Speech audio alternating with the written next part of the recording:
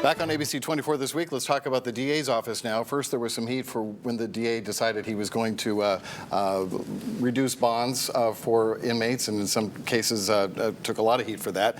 Now he's decided that when it comes to court fees, he'll waive a lot of those fees and fines for low-income defendants, making the argument that it just perpetuates the problem when people are in poverty. If they can't afford the fines, then they're in this cycle, but then they can't make a car payment, then they can't get to their job, and it goes on and on.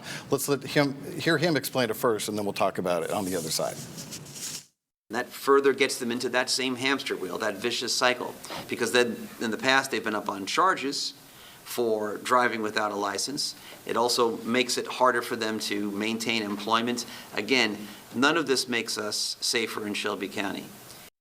Now, Tawan, are you able to square that argument with the argument you made in the last segment where you said we need to hold people accountable? Because some are looking at these decisions and saying we're getting way too soft on crime if we're making these exceptions.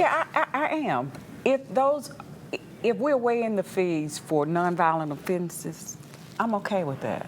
Because I do want to see restoration and people restored and walking and going back to work and trying to be productive without us having shackles on them.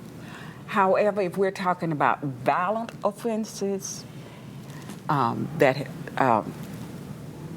feel a little differently about that. I just be honest with you, because then you're asking citizens to foot the cost through your taxes of those violent offenses. I feel a little differently about that. But for nonviolent offenses, I am in complete agreement. What are you hearing on the streets about this latest move? Well, first, actually, if I could address the bail system. Sure. It wasn't the district attorney, Steve Mulroy, who instituted the new bail system. It was actually instituted while Amy Wyrick was still the district attorney. Good point, yep. And was an agreement between the county, between various organizations, and the courts to basically ensure that the county did not get sued because it had an unconstitutional bail system. So that, I think, is just a piece we need to consider here, that was not necessarily... He's getting the blame for it, though. Yeah. But regarding the new initiative, this is actually not entirely new. They've done, I think, 2,200 of these waivers over the past year for nonviolent low-level offenders. And I think really what's important to remember here is that the reason they're doing this is so that people who meet every qualification to have their charge expunged are not held back by finances. Seems fair to me. It seems very fair. But conservative radio is on fire over this. Well, of course they are. And if you thought that Cameron Sexton wanted to impeach him over the other stuff, wait till he hears about this. But I agree with both Catherine and Tawan. If we're talking about a low-level, nonviolent offender, somebody who may be driving without a license, as long as he's not recklessly driving and putting people in danger, come on.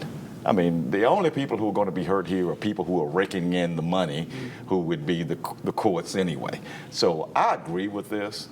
You can call him a bleeding heart liberal all day, but I agree with this completely because it's not perpetuating the cycle of people who can never get out of the financial situation they're in. And if I can add to that, the courts aren't going to be hurt by this either, because most of these fees are considered uncollectible. If a person doesn't have $50, they didn't have $50. They don't have $50. They don't have $50 now. Right. So the court was never, but the citizens are doing it now. The court is never breaking in money for this because they're considered uncollectible. People don't have it. So it falls on the citizens regardless of whether or not they offer waivers. Okay. All right. Good point. Well, we'll come back here and we'll talk about the Liberty Park situation. Some investigative work finding out that the bill that could come due for this could end up costing taxpayers. And you were talking about that a moment ago. Right after this, we'll get into it.